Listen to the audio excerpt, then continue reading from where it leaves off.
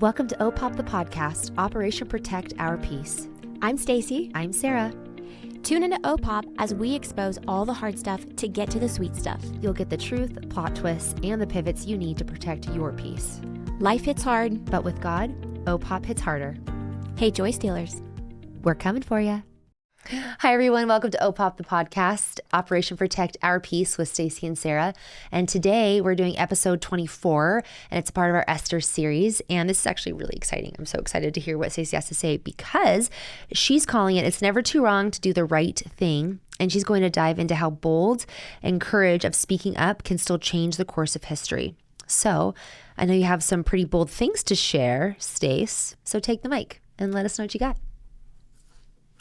Okay, well, yeah, it is never wrong to do the right thing.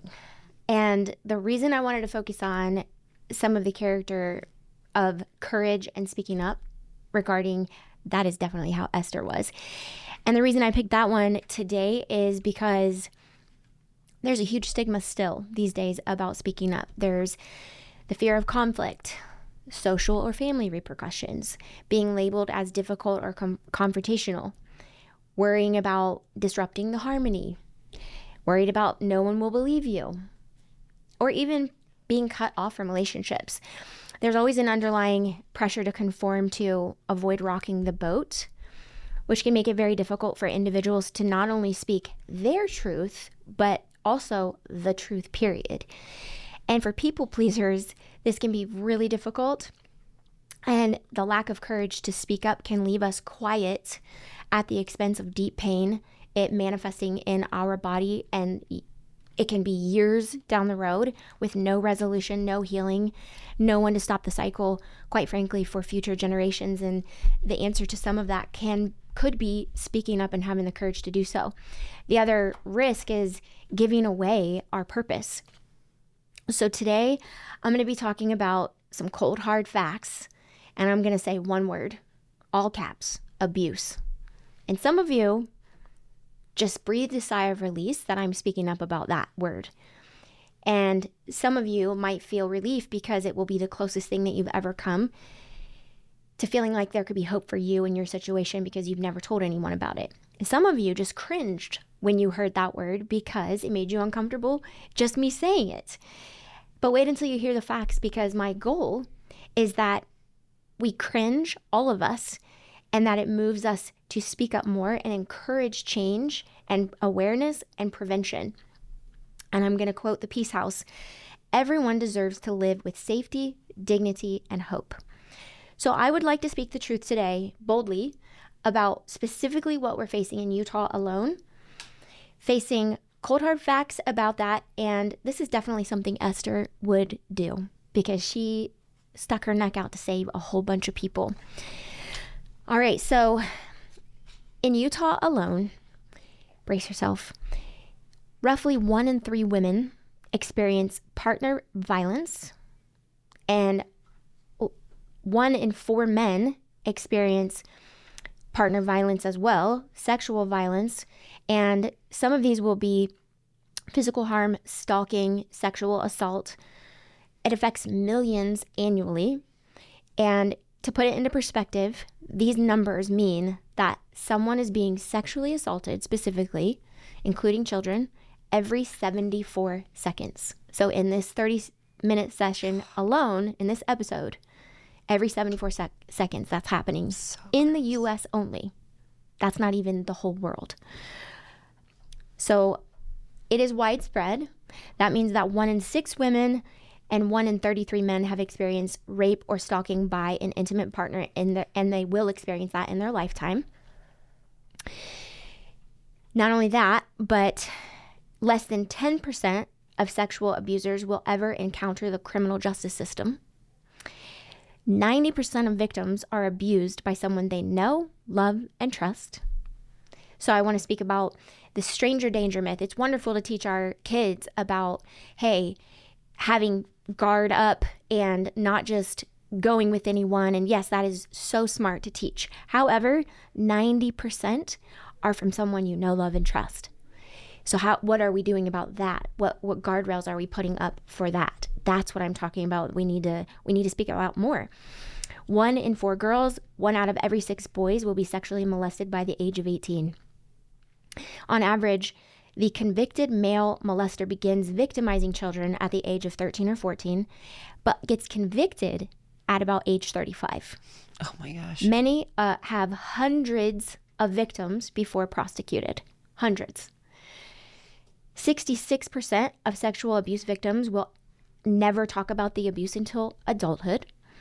90% are abused by someone, again, they know, love, and trust. They're called the gatekeepers, the people who you should be safe with but are not.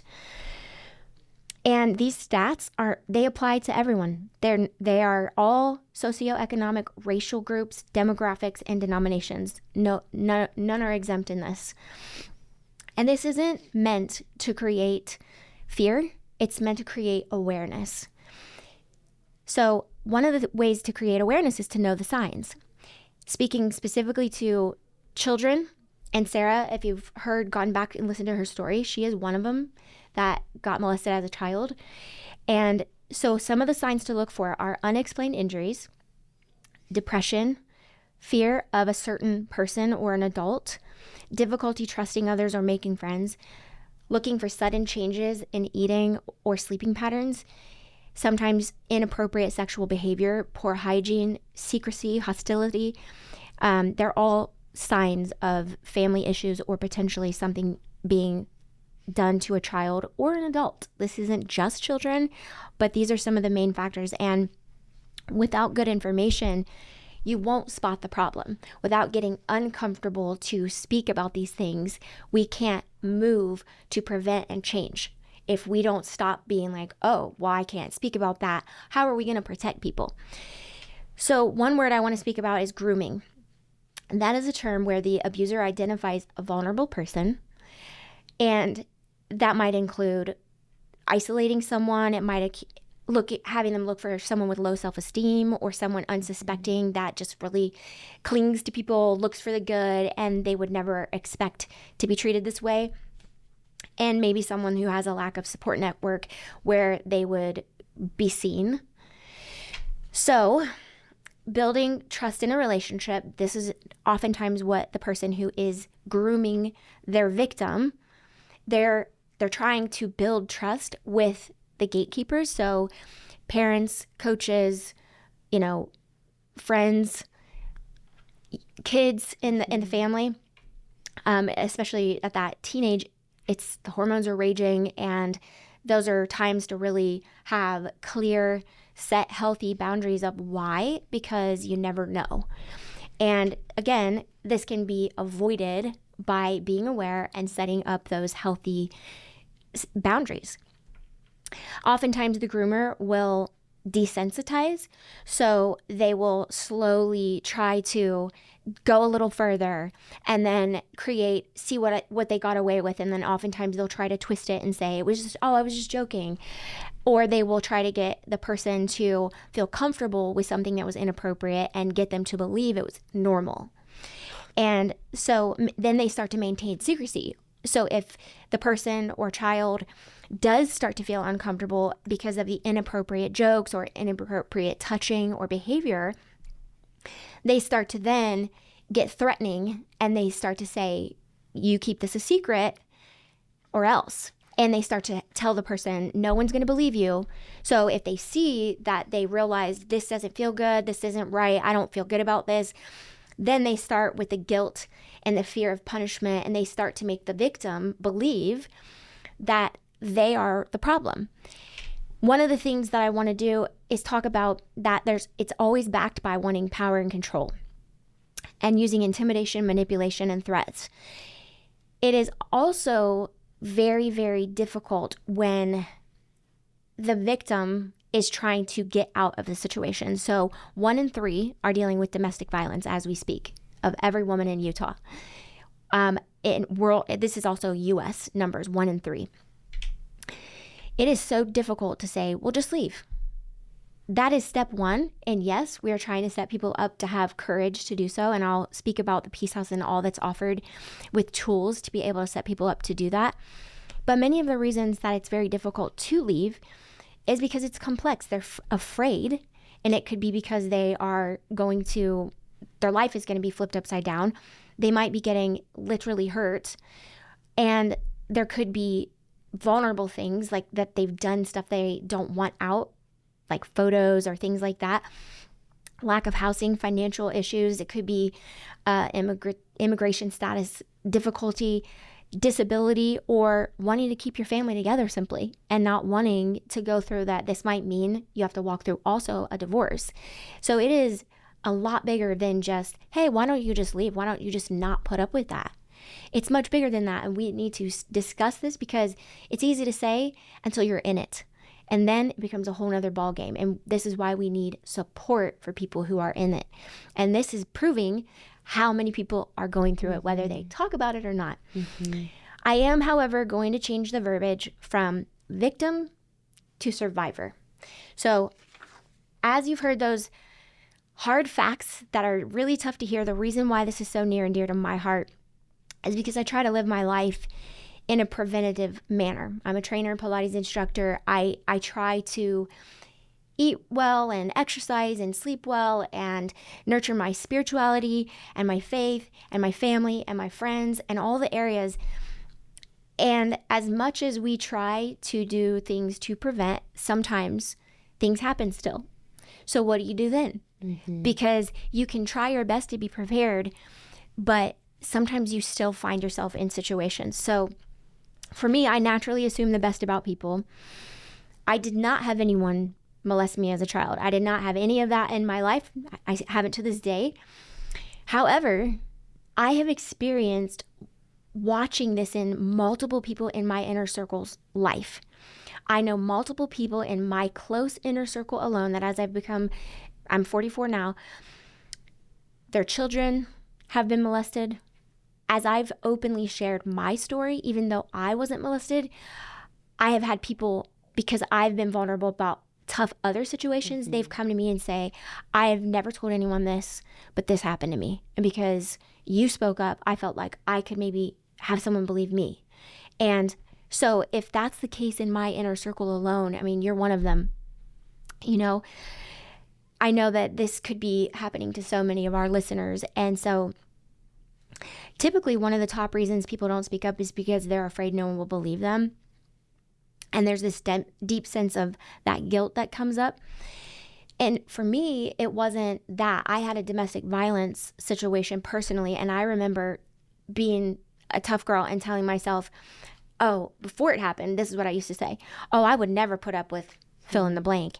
Oh, I would leave. I would fight back. I would, tough girl stuff. And almost having a sense of entitlement and judgment on people who didn't do that. It's easy to say before I went through it. Right. And then I found myself living in Utah. I had moved here, gotten married, no family here, and found myself having to leave a domestic violence situation. And it was shocking because the abuser said, if whatever happened to me, immediately the response would be, I didn't do it, you did it. You fell. You did that. You held yourself. And I would go, what? And it was so shocking. And I'm saying this because these are real circumstances. Mm-hmm. And I know I had it way better than so many who actually get beat to a pulp. Mm-hmm. Mine were threatening, scary, physical, but not to that level.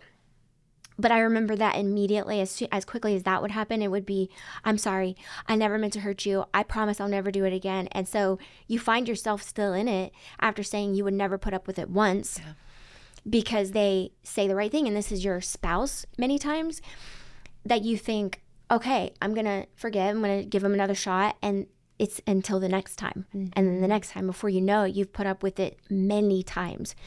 So what I would say is, listen to your gut, because it is never, ever, ever normal to be so scared from your person or any person, friend, family, spouse. And so looking back, I want to just address how many people helped me. So the reason I want to pay it forward and talk about this so much is because someone in my family at the time, when I had to leave immediately, there was no planning, prep, nothing. I just had to leave. they let me stay the night with them. And then they came back and they guarded me literally to make sure I could get a bag and go. And then they set me up that I could stay with a friend that I didn't know, met and I could stay with her for 3 months. And at the time, I just thought, okay, let's figure this out. I'll be safe. And then maybe I won't get divorced, but I can be safe. Well, then it didn't get better and I did get divorced. But then a couple that I met, Tim and Kathy, God love them, my Utah parents, God planted them. And it's a really amazing story how they just knew I needed help. And I had to accept help. So it's not easy when you're a person who hasn't been on that end of things before to realize how it feels and how difficult it is to speak up and say, I need help. I'm not doing good and I'm in a horrible position and I don't have anyone to go to here. So some help would be great. Yeah. And having to admit that. So our listeners, I hope that if you're in it, that you have the courage to speak up and ask for help, even if it's to just one friend. And then to say how, you should just leave. In 1.5 years, a year and a half, I moved 6 times to just try to move forward. So that's crazy. Like, your life is uprooted. And so even though you're doing the right thing, it is hard for people. So we need to, the people who aren't in it at that point, need to really pour into others who, instead of looking at them as a pain in the neck, going, a little nugget of help can go so far. I had friends who showed up when I was in a dangerous situation and just sat outside so I could run and get my things. I had a friend who stuck her neck out, and it was an amazing story, but also scary. She stuck her neck out to be there with me, and I had the courage to be smart, be safe, and had someone by my side. It makes a difference. And so I just want to say the resilience that it takes for every single survivor out there, because on every type of abuse, emotional, sexual, domestic, technological, financial, you name it, these things are such a survive. I mean, you freaking rock. Just listen to me right now and just know that you are not going to be here forever and that you can move through this. And so I remember that there was a time where some people in my inner circle said, don't speak up about things. Just, don't you want to just leave this in the past? And don't you just want to stop because it ruffles people's feathers in our close circle? And don't you just want to leave that? I'm like, I can't. I've been through it so that other people don't have to. Yeah. And that's why I'm here now. Because I know there's people right now who need to know that you can get out of the situation. There's help for you. There is help in every single state. And you should look it up. You should look it up for yourself. You should look it up for a friend who might need you to say, hey, you don't have to stay in this, and we got your back. So then that leads me to the Peace House, because the Peace House I found years later. I didn't find it when I really needed the help. I found it years later, and I told the story. I was going to do what you did and volunteer. Went through the program. It was unbelievable. Now I can't say enough good about it, that if you're in Utah, look it up. Yeah. It is free services for you, for legal counsel, counseling that changed my life, for advocacy, a 24/7 helpline. And they have things like this in every single state. So make sure you look those up. But their mission is dedicated to ending interpersonal violence and abuse and empowering survivors to heal and thrive by providing support services, safe housing, and prevention. So they have housing too. If you do end up where I was, you can go there and get back on your feet. So I can't say enough about the counseling program. And I felt the biggest weight lifted because I felt understood by people who were talking about the topics I had been through, not just listening and going, oh yeah, that must be hard. It was actually, let's take this and show you how you can move through it, how you can have awareness, and how we can say, yes, you did go through that. So being a survivor doesn't mean you ignore what you went through. You address and say, yeah, I went through that, and that. But now I can take it and go, it didn't ruin me. I am still the same person. I am more knowledgeable and I can speak about these things now, but I'm moving forward in a healthier version of myself, and I do not have to stay and put up with that crap. So I also would encourage and recommend that even if you're scared to death, stand up to do the right thing, even if you stand alone. And if I'm talking about for yourself and for someone else, I had a neutral, safe person in my life. Looking back, and I'll call her BP. She knows who she is. She was there for me when things started going wrong, and I only had the courage to tell her. That's it. Because my family wasn't here. They were far away. I didn't want to upset them.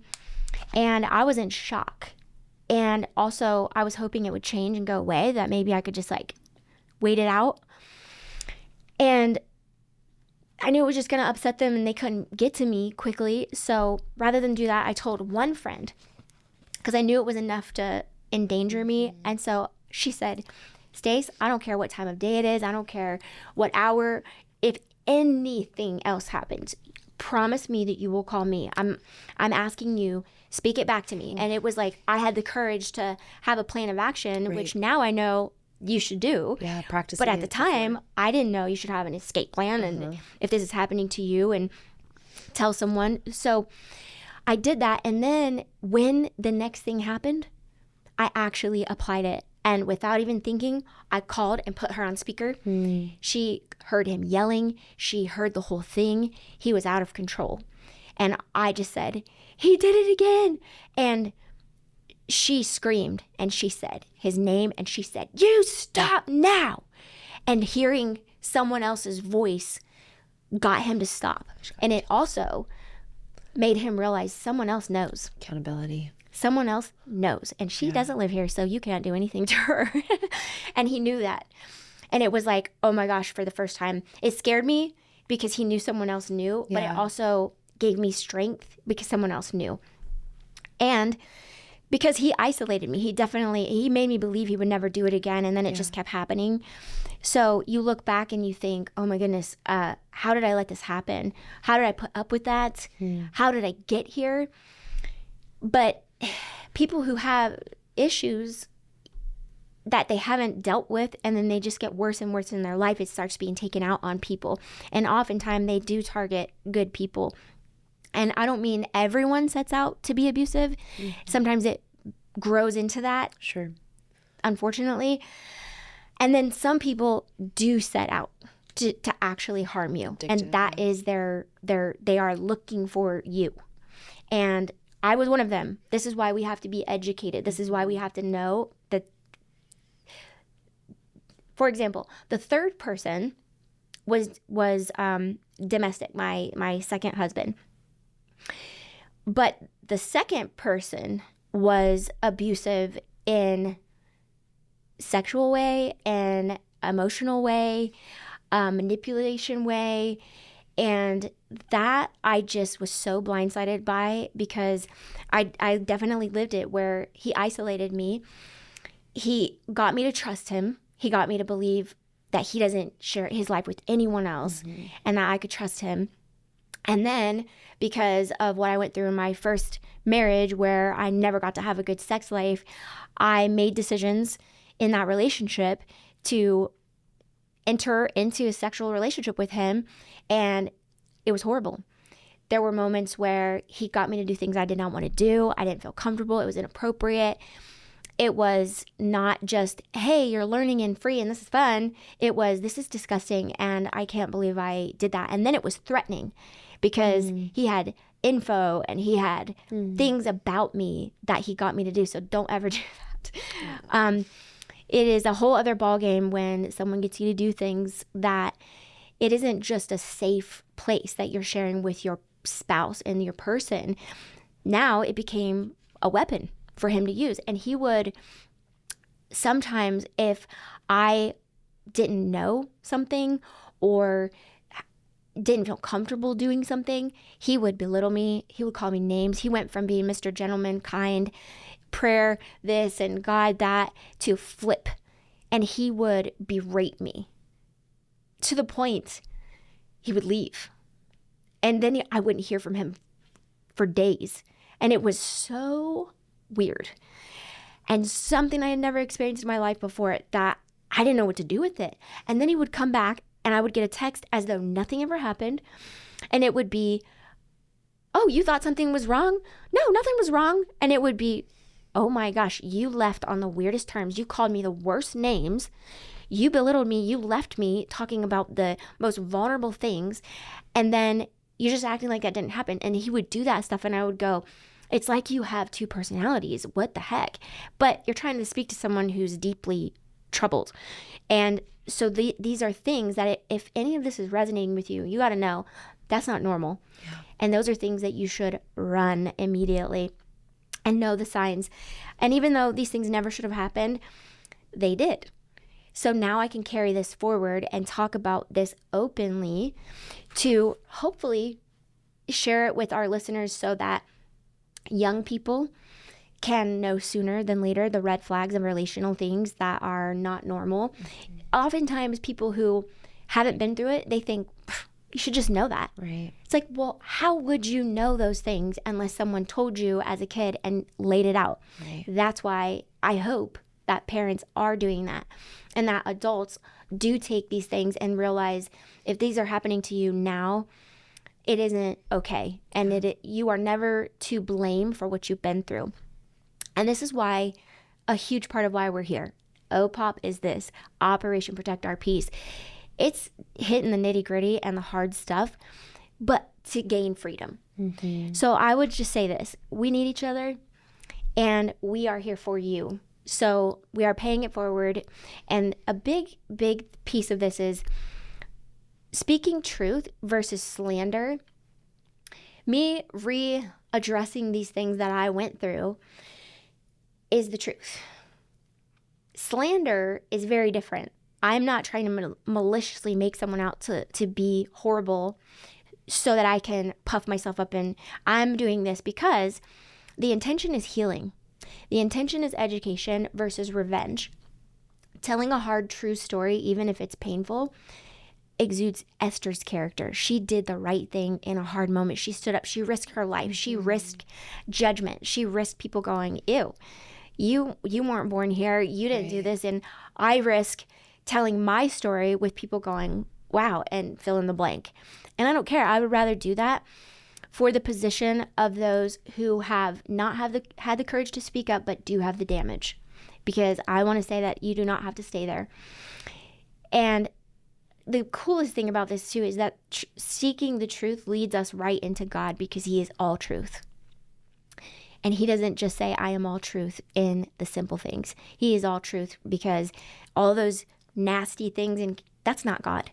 So when we run to the truth and the good things, we find him, and he can heal us in those hurt, broken places, whether you chose to be there or not, and whether you made mistakes or they happened to you.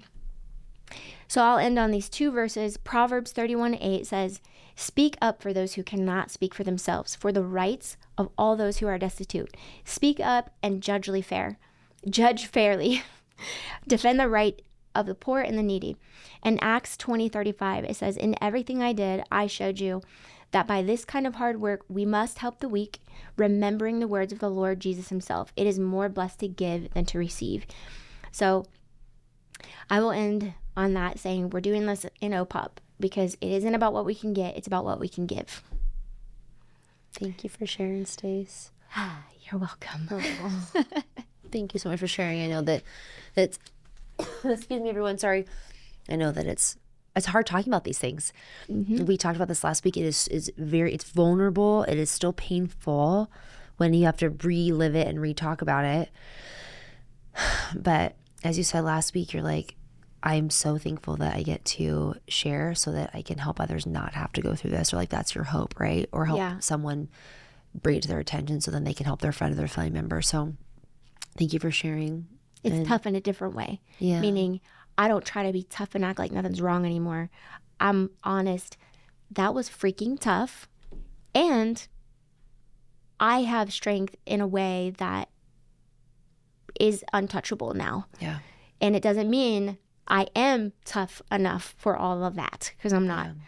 But I am given the strength to help others. And it's a result of going through this. Yeah. I want to say, hey, abusers, we're coming for you. So should we end that way? Yep. Okay. You get to say, hey, abusers, go for it. Hey, abusers. We're coming for you.